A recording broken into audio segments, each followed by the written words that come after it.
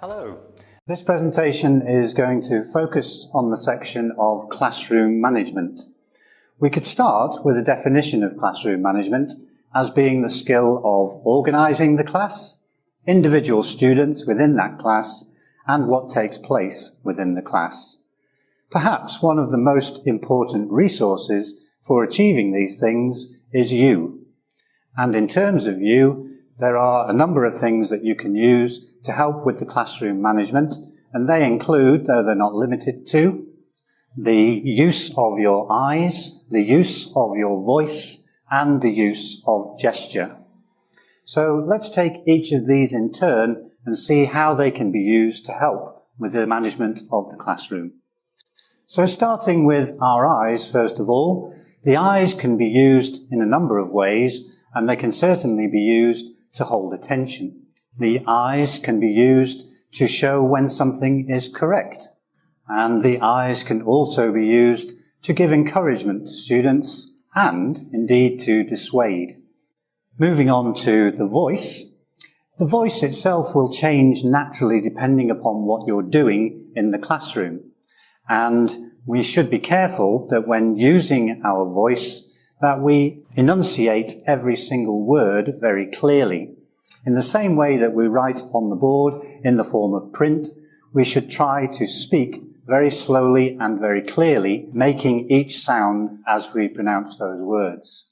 Another thing, it is very important that you only use language that is at the level of the students that you're teaching. In the same way as we're talking about enunciating every word, if your language is above the level of your students, then that perfect diction is going to be a waste of time. And perhaps the final thing that we could say here with the use of the voice is that the voice itself is going to change naturally depending upon what you're doing. So the stress and intonation when giving instructions is probably going to be different to when you're giving praise and feedback to your students. Finally, we have the use of gesture. Gesture has a number of uses within the classroom, and some of the major ones would include to reduce the teacher talk time. So the use of gesture instead of actually saying something. Gesture can also be used to add to or convey meaning. Other uses may include the use of gesture to add visual interest. And perhaps finally here, we can use the use of gesture to actually increase or decrease the pace of the class. So the use of the eyes, the use of the voice, and the use of gesture are all very useful tools for managing the classroom process. Our next consideration is going to be how we actually group our students. And there are perhaps three types of grouping arrangement that we can consider, and within those we'll have a look at the potential positive and negatives of those particular arrangements. So firstly, what arrangements can we use? We could arrange our group as a whole class, so all of their activities will be done as a whole class. They could be working as individuals, and the final grouping arrangement we'll consider is that of small groups, or indeed the use of pair work. So for each of these types of arrangement, what are the potential positive and negatives with that type of arrangement? For the whole class, certainly one of the main positive features is that it gives that class a sense of belonging. Secondly, the whole group can interact with each other, and perhaps the final benefit that we'll put here is, as a whole class, it's actually good for classroom control. There are some potential drawbacks, however, to having this type of arrangement. Obviously, one of the first things is that it can reduce the opportunity for student talk time because all of the class are working together. Secondly, for the shy students, it can be quite off-putting having to work with the whole class together. And perhaps finally here, whilst it is good for classroom control, then it is more difficult having the whole class working together to actually manage the activities. And due to some of these potential negative reasons, what we often try to do is to arrange the class in a different way, for example, as individuals. What are the potential advantages of arranging the class in this way? Well, it does allow the teacher to respond to individual students. If the class are working as individuals anyway, then if someone has a particular question, by the teacher talking with them on a one-to-one basis, they're not going to disturb everyone else, whereas they would if they were working as a whole class. Another thing that it will do is allow the student to become more self-reliant. Obviously, when they're working on their own, they're going to have to produce their own answers, and that will help them with their self-reliance. Some potential drawbacks, however, to this particular type of arrangement, obviously if they're working as individuals, then there's very little chance for student-student interaction. And again, as with the idea of the shy students, when they're working on their own, they need to be producing their own answers, and this can create more pressure on the students. Obviously, if they're working in a group or they're working as pairs, then those answers that they create are due to two people, and that takes a little bit of pressure off, whereas working as individuals, that extra pressure is there to create those answers. So perhaps onto the final arrangement that's used most often within EFL classrooms is the use of pair work. The potential benefits of using pair work are many, but we'll just note a couple. The first thing that it will do is massively increase the opportunity for student talk time, so that as the activity is taking place, if they're working in a pair, they can pass ideas backwards and forwards between each other. And this creates a much safer environment for the student to work in. There are some potential negatives also for working in pairs, and the first, perhaps most obvious one, is that they may not actually get on with their partner. And this will obviously reduce all the potential benefits if they're not particularly willing to talk to each other. Throughout the use of any activity and the ways in which they're grouped, we should pay attention to using the students' names, and we'll go on to have a look at that now. It is very important that wherever we're doing an activity, that we use the students' names wherever possible when we're asking for feedback and so on and so forth. There are a number of benefits to using the students' names, and they can include helping to actually organise the class itself, certainly to acknowledge when a student has given a correct answer and so forth, to indicate who should respond. Rather than just asking a general question to the whole class, by using the names we can ask an individual to respond to that particular question. One point to note here is that if you are going to ask an individual student, it is very useful if you put their name at the end of the question. This is useful because if you start with their name, then all of the other students know that you're not going to be asking them, whereas if you leave the name until the end of the question, everyone at least will have the chance to think about the answer in case you actually call upon them. So moving on from the use of their names, the use of your eyes and voice and gesture, what about the actual classroom arrangement itself? The dynamics of classroom interaction is often dictated by the arrangement of the classroom itself. And the way in which the classroom is arranged could depend upon a number of factors, and they might include things such as the age of the students. So for example, we're unlikely to have the same arrangement for adult learners as we would have for young learners. It could also depend upon the actual physical space available. The physical space may determine how we have to arrange our classroom to maximize the opportunity for interaction and so forth. It will also depend on what material is available, and by material in this case we're talking about the actual desks and chairs and so on and so forth. Perhaps the final thing we might put here is that it could also depend upon the students' personalities. So within the idea of classroom arrangement, there are a number of possibilities, and those possibilities we need to think about a number of questions as to how we arrange the classroom.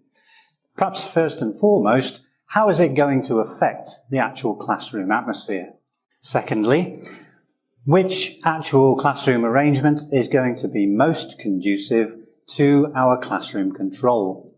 Thirdly, will it allow for maximum student-to-student interaction? So we could call that student talk time. And finally, is it possible with the particular classroom arrangement that we've got to do all of the planned activities that we have created for this lesson?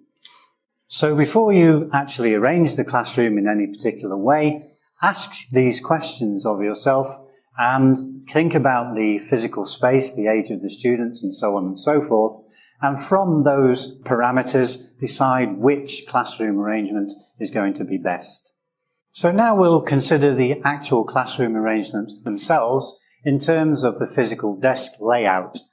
There are possibly three main types of arrangement that are used within classrooms, and we're going to indicate the desks here as being boxes, and the arrangements of the students within those desks will be blue crosses. So here we have the desks arranged in rows and the students sitting within those rows. The second arrangement could be the use of horseshoes or semicircles. And finally, the use of individual desks. So for each of these arrangements, what are the potential advantages and disadvantages of arranging our seating in this way? Let's take the rows first of all. One of the potential advantages is that it does give the teacher the opportunity, if it's arranged correctly, to move around freely within that arrangement. The second potential advantage is that it allows the students to have a clear view of the teacher at their prominent position at the front of the class. There are, however, some potential drawbacks to this particular arrangement, and firstly and foremost, it can be very difficult with this type of arrangement for whole class interaction, so it's difficult for people to get up and move around. Secondly, it has a very formal feel to it, and whilst this might be okay in certain situations, if we're doing communicative activities, we don't want that formal feel because it will reduce the opportunity for students to talk to each other. So one potential way of getting around this is to use the actual horseshoes. And some of the advantages of this system is that the teacher appears less dominant within that horseshoe arrangement. And secondly, with the horseshoe, it's very easy to arrange pair work. There are some potential disadvantages, however, to this particular arrangement. Perhaps the most important is the actual position of the teacher within this horseshoe. If the teacher moves inside the horseshoe, then some of our students will actually be behind us, and therefore they will not be able to see our mouth when we are speaking. They will lose a lot of information by not being able to see our mouths. So one of the major disadvantages is that the position of the teacher becomes very important and not moving into that horseshoe. So our final arrangement then is the individual desks, and the potential advantages here is that it's easy to give individual attention by just working with one student at one desk, and you're not going to disturb the person next to them. And the second potential advantage is that if you are giving a didactic teaching lesson, so you're explaining information, this particular arrangement is very useful for that system. So it's good for a lecture type situation. There are some disadvantages to this particular arrangement, and possibly the first one is that it's difficult to maintain eye contact with all your students. And finally here, it's quite difficult to get student-student interaction with this particular arrangement. So it's quite important that we think about our classroom arrangement and the potential advantages and disadvantages of arranging in any particular way. So far then, we've talked about the use of the eyes, the use of voice, and the use of gesture to help with manage the classroom. We've also looked at the actual classroom arrangement in terms of the physical space and the material within that classroom. And we've looked at three of the most common types of arrangement in terms of seating. There are some other classroom management issues that we need to consider, and they may include issues such as writing on the board, giving students individual attention, the use of teacher talk time, the way in which we should give instructions to our students, the building and maintaining of rapport with our students, and finally, the one that perhaps most new teachers particularly spend a lot of time worrying and thinking about is the issue of classroom discipline. So what we'd like to do is to take each of these in turn and look at some of the major issues surrounding these classroom management issues. One of the major ideas here when writing on the board is that we need to be aware that whenever we're using the board to write down information, we should not be talking. And whenever we are talking, we should not be writing on the board. This will inevitably lead to what's known as dead time, when nothing is being said as we're putting information on the board. This dead time is not a problem, but we can actually minimize it by using a number of techniques. We could use pre-prepared material, so we put information onto large pieces of paper, and then instead of writing on the board, we actually stick those materials onto the board as we go through the class. Another idea is to actually ask the students to write on the board for you. Another thing is that we could actually put work up onto the board before the class starts, and then to cover that work with pieces of paper, which we can then take off as and when we get to it. Another very useful technique is to actually, during an activity, particularly study activities, once the activity has got going and we've monitored to check that the students are all working correctly, use that study time to actually put material up onto the board.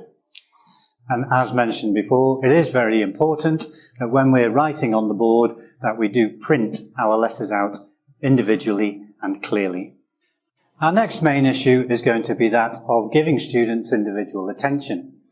Here, many classroom management and even potential discipline problems can be avoided by applying some simple rules to giving your students attention. The first one is to think about the way in which you ask questions. Don't ask questions in a predictable order. If you just go around the class asking questions from one person to the next, then the person at the end of the class will know that it's going to be some time before you actually get to them. So try to mix up the way in which you're asking questions. In terms of answers to questions, don't allow individual students to dominate all of the answers. One of the things that we can do to help this particular issue is to use the students' names, as mentioned before, but remember, put those names at the end of the question. One of the things we need to do as the teacher is try to keep a note in our mind of who has actually answered various questions so that we can be as inclusive as possible. However, one point that we should put on the end of this is that we try to include everyone to give us answers when they can, but if they can't, then don't force students to answer. This is particularly important in countries where actually giving a wrong answer could cause that person to lose face. So don't force a student to answer if they're not sure. When considering teacher talk time, we can perhaps look at the major advantage and disadvantage of the teacher actually talking. The major advantage is that you as the teacher are usually the only real model for the language, the source of correct English. So at some stages, your talking time is very important to the students. So when you're modelling language, that use of teacher talk time can be very advantageous. There are major disadvantages to overusing teacher talk time, however, and perhaps the major one is that whenever the teacher is talking, the students are listening. And if the students are listening, then they themselves cannot be talking. So teacher talk time reduces the opportunity for student talk time. So we should try to minimize the use of teacher talk time wherever possible. How can we do that? Well, there are a number of simple ideas. We've already looked at the idea of using mime and gestures, and here we could include pictures. Secondly, then we need to make sure that we're only using language that's at their level. For a low-level group, it means that the language available to us as the teacher is going to be quite limited. That limited language will in itself reduce teacher talk time. And perhaps the final idea for this particular list is to make sure that we avoid the use of jargon and elaboration. Perhaps the main message here is to keep it simple. Our next consideration is that of giving instructions to our students. In order for the students to effectively carry out an activity, we need to make sure we have given clear and ambiguous instructions. It's also very important to check that the students understand the activity before you start. If you've done that work correctly, then the teacher shouldn't need to say anything once an activity has started, because the students are very clear about what they're supposed to be doing. So some ideas when giving instructions. As we've mentioned, use simple language. Secondly, rather than trying to explain an activity, then do a demonstration which is visual. Thirdly, try to use wherever possible common words that come up within every activity.